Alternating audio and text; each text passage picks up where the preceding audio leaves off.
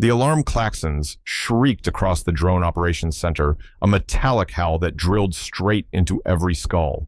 Red and amber warning lights strobed on the massive tactical display. The Predator's telemetry scrolled in a frantic blur engine power, plummeting hydraulics, failing altitude, bleeding away like water through open fingers. "Flight controls are unresponsive," the contracted pilot shouted, his voice cracking over the intercom. "Stabilize her." Now, Major Paul Richter barked, his tone a mix of panic and command, but the numbers on the screen didn't care. The UAV was in a death spiral thousands of miles away, yet seconds from virtual impact. Near the back of the room, Captain Sarah Kade didn't move. She stood with her arms loosely folded, her eyes locked on the chaos playing out on the main monitor. She was the only person in the room not speaking, not gesturing, not radiating panic. Richter spun toward her.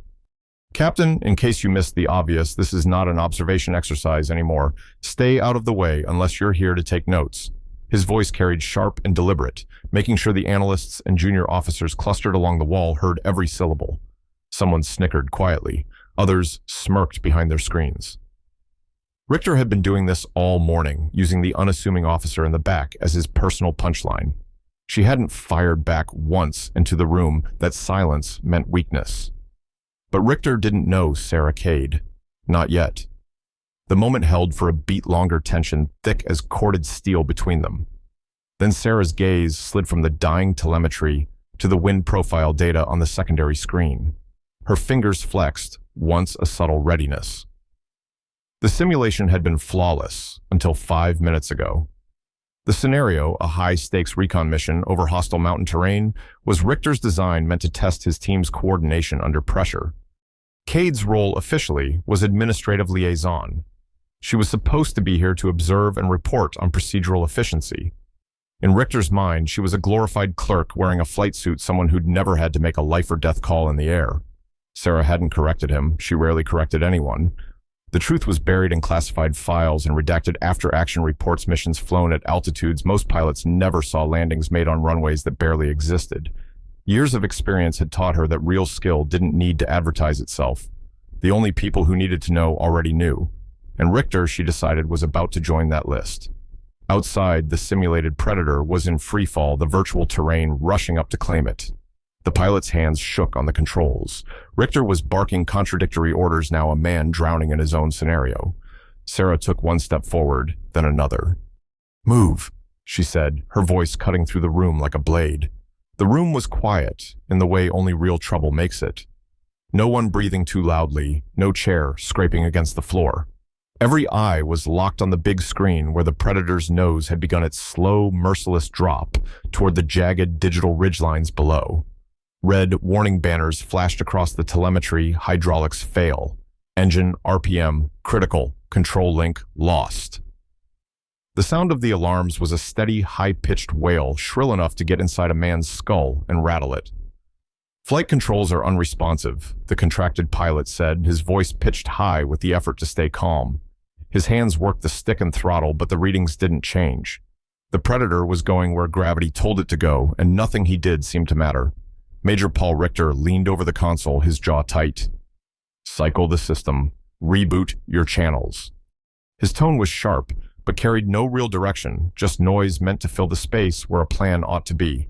The pilot shook his head, his eyes locked on the altitude counter that was spinning down like the hand of a broken clock. "We're not getting it back. Engines spooling down to 0. She's dead in the air." That word "dead" seemed to hit the room like a cold wind. This wasn't a scenario anyone had rehearsed for. The failure wasn't part of the script. Someone somewhere in the chain of command had injected this into the exercise without telling Richter. A real test buried inside a pretend one.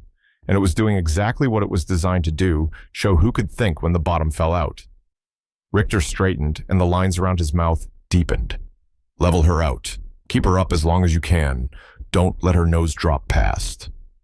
He broke off as the pitch indicator slid straight through his red line.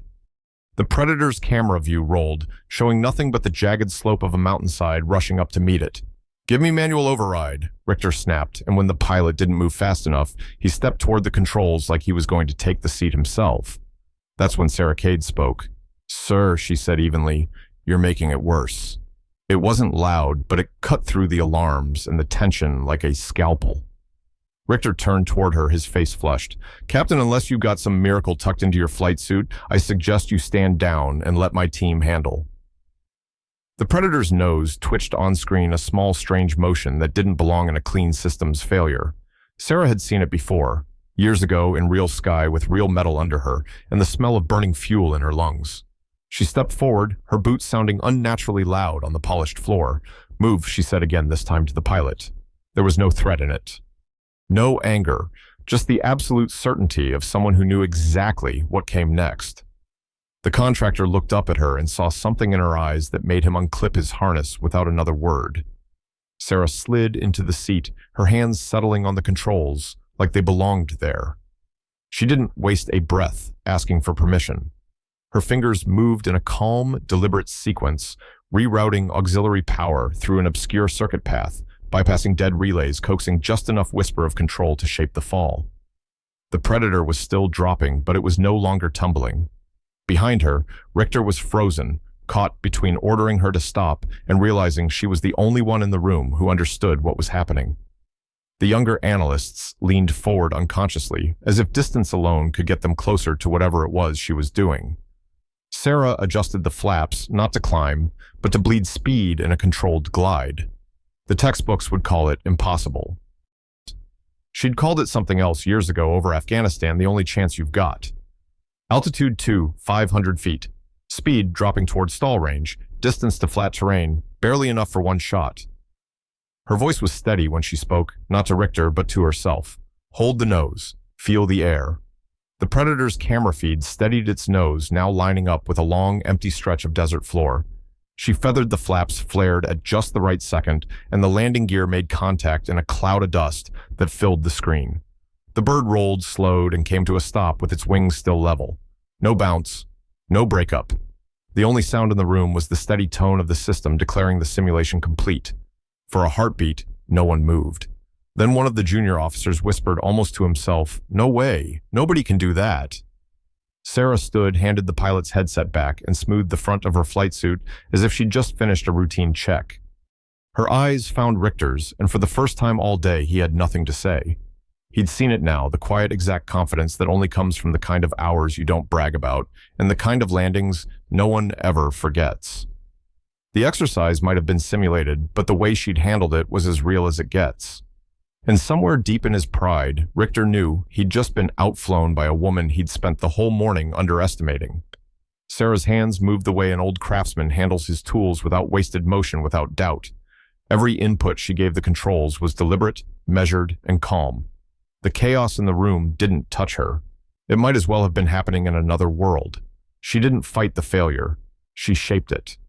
With the Predator's main engine dead and hydraulics gone, she coaxed life from the one thing still working: physics.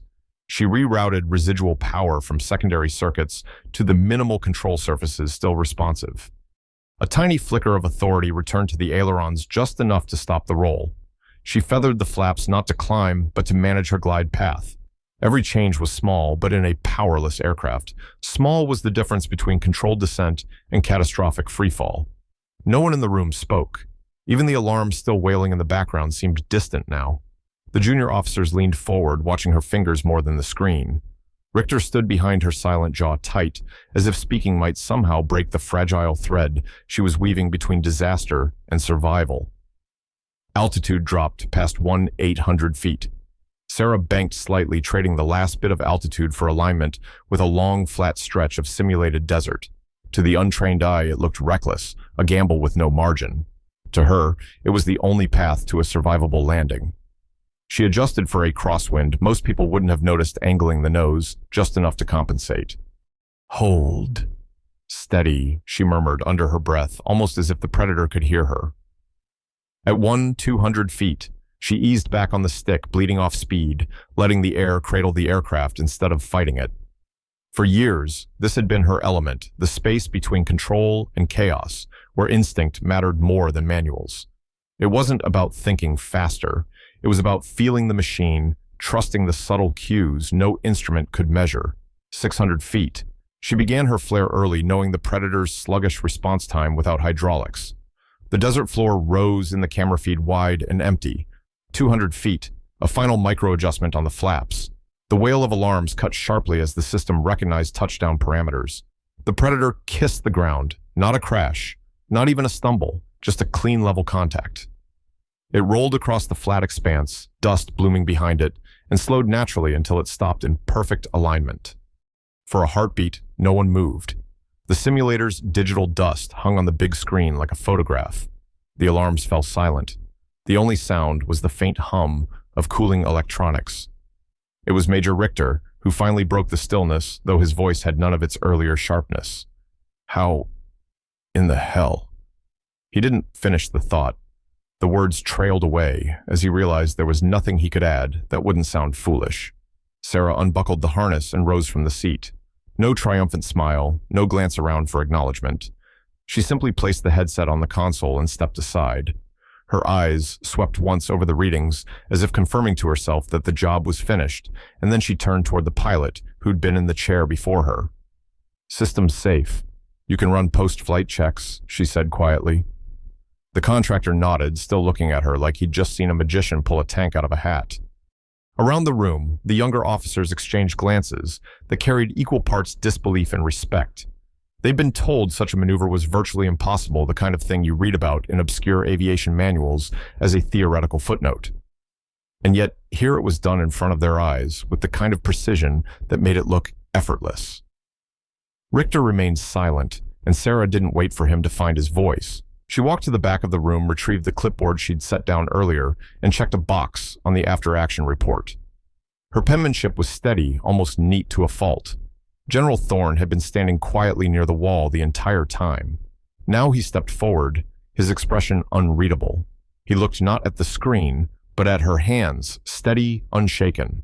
The kind of hands he'd seen only a handful of times in his career. "Captain," he said, finally his tone softer than expected, "that was one of the cleanest dead stick landings I've ever seen." "And I've seen more than a few." Sarah only inclined her head slightly. The aircraft still had something to work with. "You just have to know where to look." The general's eyes narrowed slightly, not in suspicion, but in recognition. Those weren't the words of someone who'd read about the maneuver in a classroom. Those were the words of someone who had lived it, someone who'd learned the hard way at altitude with no reset button, waiting if they got it wrong. Richter glanced between them, clearly unsettled by the exchange. He opened his mouth as if to interject, but Thorne's raised hand silenced him. The general didn't press Sarah for details. Not yet. But in that moment, the air in the room shifted. The exercise wasn't just over. It had been transformed into something else entirely.